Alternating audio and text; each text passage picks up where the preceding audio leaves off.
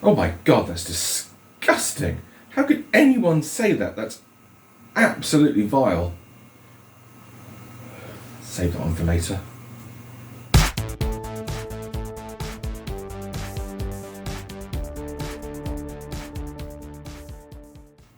Hello everyone.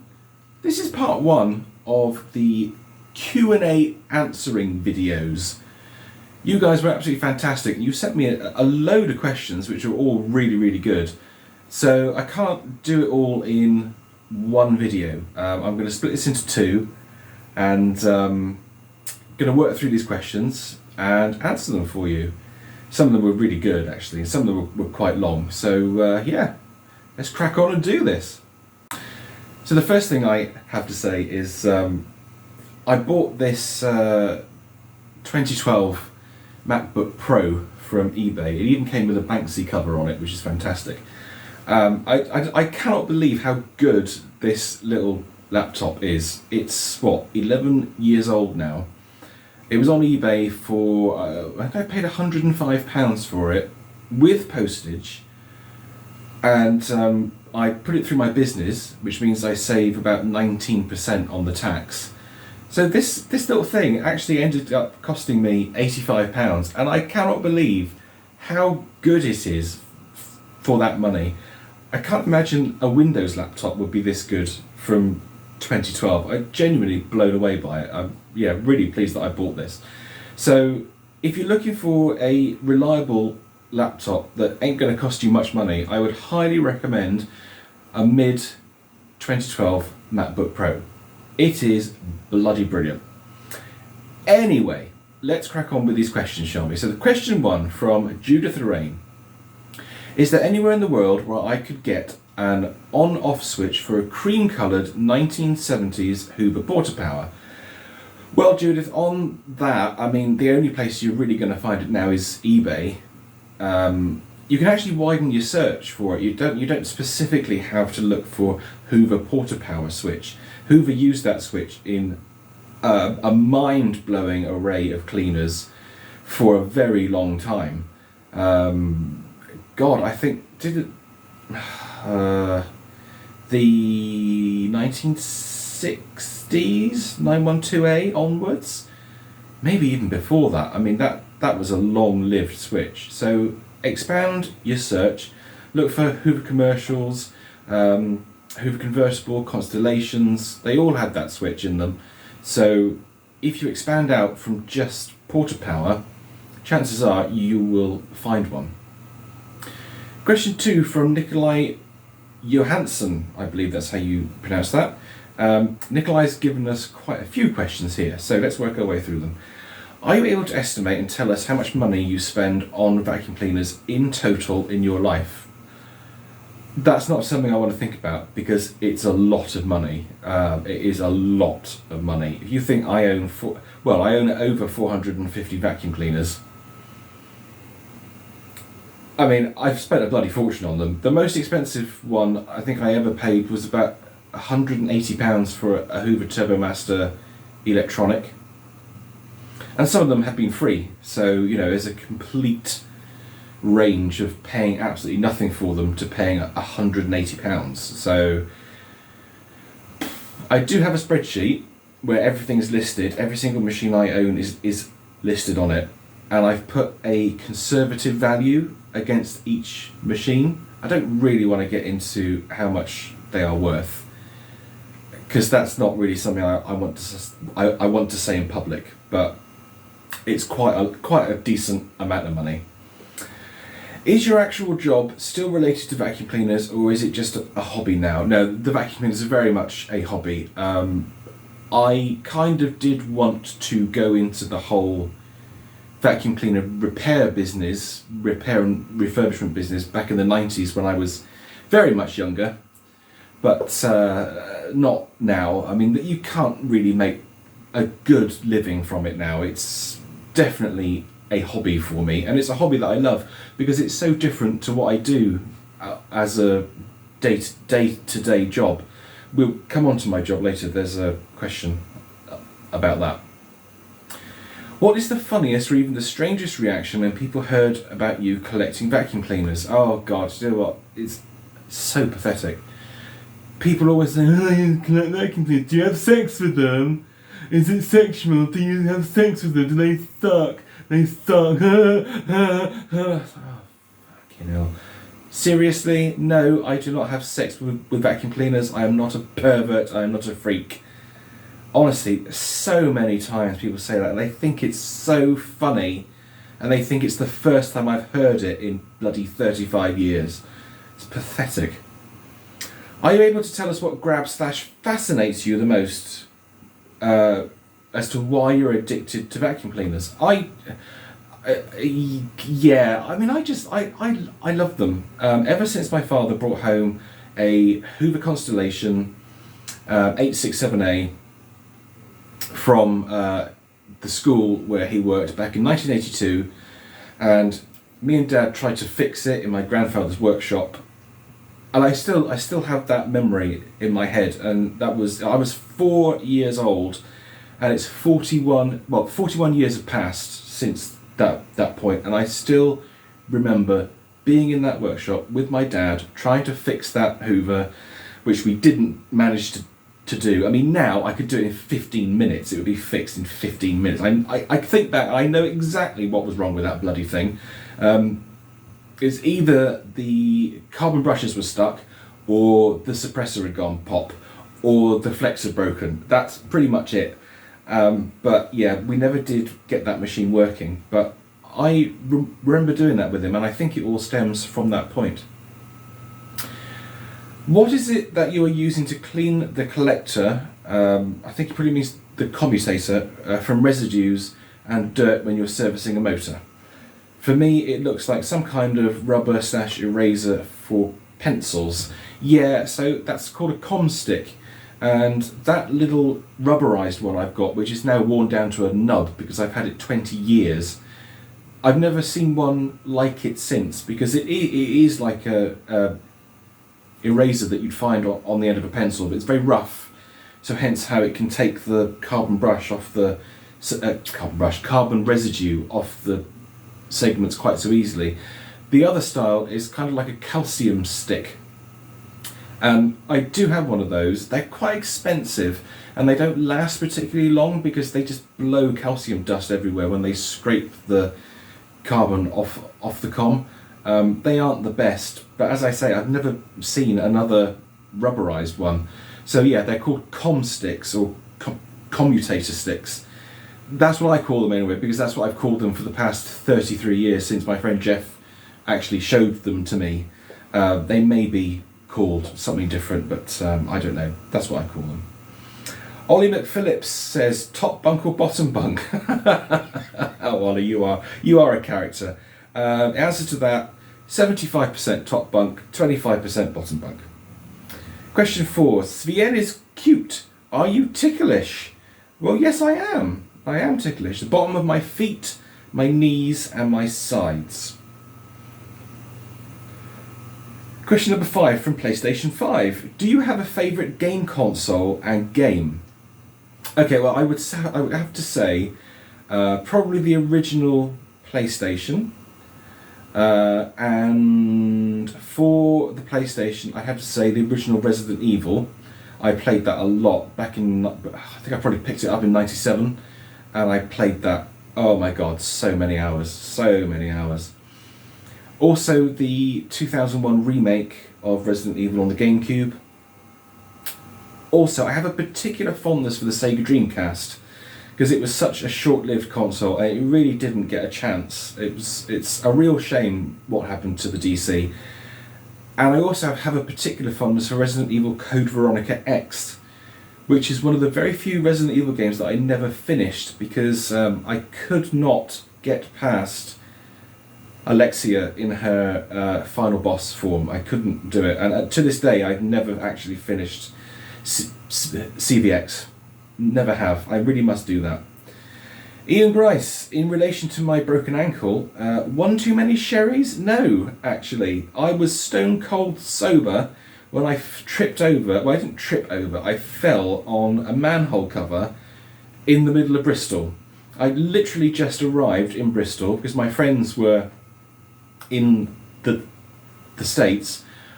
I was staying at their flat. I thought, right, I'm going to go out whilst I'm here, enjoy some nightlife in Bristol. Got there, was walking down the road, stood on this manhole cover. My right leg just kind of collapsed under me. It kind of moved to the left, and then I just went straight down on my leg, and my ankle went, and my knee went, and I went, and then it was just freaking awful. And it has been a nightmare 5 weeks, an absolute nightmare. But yeah, that's how I broke it. And I would just like to go on record to say I was stone cold sober when I did it. Andrew AUSFA, Andrew Asufa. Hi Steve, would you prefer an Indian or Chinese on a cosy night in with a film? Well, I would have to say it depends on which one of them speaks the best English, because I don't speak Indian or Chinese. So yeah, I base my choice on that, on their ability to speak English, so I could understand them. Question number 9: have you considered getting any? Sorry, this is from Vladimir Mikulek. Have you considered getting any ETA vacuums from the Czechoslovak era, pre-89 and early 90?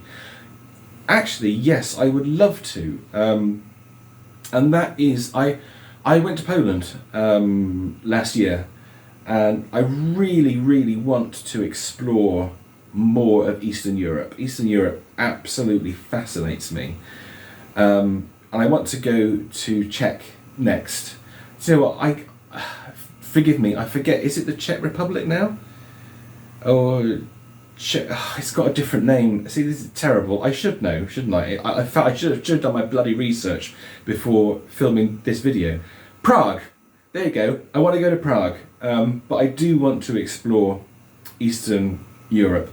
And actually, when I was in Poland, I did a search for vintage vacuum cleaners. I looked on Facebook. I looked on eBay. Now, obviously, I didn't have a car, and I was I was slap bang in the middle of Warsaw, and there was nothing nearby. There was nothing close to me. Didn't have a car. Couldn't get out into the outer villages. I think I did a fucking 40-kilometre search radius on it, and I think there were two vintage cleaners. Neither of them were particularly great. They weren't very interesting. They were probably early 60s machines. If they'd been from the 80s, then that probably would have piqued my interest a bit more. But yeah, I really didn't fancy trying to get a taxi to go out to that and just try and do that. It would have been an absolute bloody nightmare. So yeah, I didn't get any, but I really would like more Eastern Europe vacuum cleaners. I do have some, and I find them absolutely fascinating. The way they were made to a real budget, but actually some of them are really good. They're like really good quality, but made cheaply. It's amazing how they actually did it. But yeah, one day. Question 10. So this question 10 is the final question for this part. We will carry on in part 2, and it's from the wonderful Sibo Up and Down, who I adore. Sibo Up and Down, you're amazing. You're like one of my most favourite viewers. Sibo says, how did a young and handsome man about town end up in South Wales? Well, it's quite a long story actually, and it is a massive dose of irony, the fact that it's the vacuum cleaner's fault that I ended up here in South Wales. I used to live in Swindon, and if any of you know Swindon, you will know that the property prices are absolutely ridiculous there. I bought a one-bedroom flat in 2005. That was the first property I ever bought, and it was reasonably sized. It was ex-local authority, ex-council flat. It was a really good size, even though it was only one bedroom. The rooms were massive, absolutely massive. And it did me fine for ages. Thinking about 2005, I had quite a few vacuum cleaners in Swindon. A lot of them were at my parents' house, which is up in the Midlands. And my father was always going on at me, you need to get these bloody vacuum cleaners out of my house. I'm sick of it. I've had this since 1982. Get rid of these bloody vacuum cleaners, move them. It's like, okay, Dad, yes, will do. So I started to move the vacuum cleaners down to the Swindon flat. Very quickly ran out of room, obviously. And then I started having to rent council garages. So I was renting garages from Swindon Borough Council. And in the end, I had 3 garages, which I was renting, and the mortgage on the flat. I think about this, I think it's bloody stupid. But the cost of the 3 garages per month was something like £110. I was spending £110 every month for these awful council garages, which leaked, they weren't secure, they were just dreadful. And I happened to come to Wales on holiday. I forget where I went. Well, it was quite a few places along the south of Wales and over to the west as well. And I don't know if you guys do the same thing, but I was looking in estate agents' windows as I was going around to all these different towns, and I couldn't believe how cheap the houses were. I mean, they were unbelievably cheap compared to Swindon. So I was thinking to myself, right, I'm spending £110 a month on these council garages. What if I took the equity out of the flat that I built up, and this was 2015. What if I took the equity out of the flat, used that money as a deposit for a house in Wales, and then basically own 2 properties? So I could live in the Swindon flat during the week and go to work. This was back in the day when you actually had to go to an office to work. And then at the weekend, I could jump in the car, I could drive over to the house in Wales, and I could be in the house at the weekends. And that is essentially what I did. I had a promotion in 2015, so I was earning more money. The mortgage on the flat was not particularly horrendous. Obviously freed up £110 a month by getting rid of the garages. So that's what I did. And it's quite funny actually, at that point in time, because I got the keys to this house, I think it was February 16 when I found it and bought it. And it was mental, because I went from a 1-bedroom house, a 1-bedroom flat in Swindon, to a 4-bedroom house here in South Wales. And I just found, after a couple of years, at that point, having 3 mortgages, I was paying 3 mortgages, because the original mortgage on the flat, the further advance for the deposit on the house, and then the mortgage on the house itself. So it was quite expensive. I did it, and I did it for 2 years. But I got to the point where I was absolutely fed up working at the company where I was working, and I realised that I enjoyed being in Wales more than I enjoyed being in Swindon. The neighbours had changed around the flat, because I had a neighbour above, I had 2 to the left, there was 1 to the right, and honestly, Jesus Christ, that the woman who lived in, if you looked at the flat, the top right, she was scum, absolute scum, a scummy kids, scummy woman. It was dreadful. It was dreadful. The noise and the feeling of the area just went downhill. I thought, that's it, get out, just get out. So I quit my job, sold the flat, took the money from the flat. That was my treasure chest to survive here in Wales until I could find something else. And just packed everything up, moved to the house full time. I did that in, when did I sell the flat? March 2018. So yeah, for 2 years I owned 2 properties. And I've never looked back. Honestly, it was the best thing I ever did, just to get out of a job that I didn't enjoy, an area I was in that I didn't enjoy, a life that I didn't enjoy very much, to be honest with you. And moved here to this wonderful house with wonderful neighbours, Couldn't be happier, couldn't be happier. So that's where we're going to leave this video. There will be a forthcoming one where we'll do the second set of questions. I think there's 11 questions left. So we will do those next time round. Thank you ever so much for watching. I hope you've enjoyed this. I've really enjoyed reading your questions and answering them. You guys are fantastic. I love my viewers. You guys are absolutely brilliant. You are what make all this worthwhile. Absolutely. No question. So thank you. Don't forget to do the usual commenting, subscribing, and liking. And I'll see you guys very soon. Bye.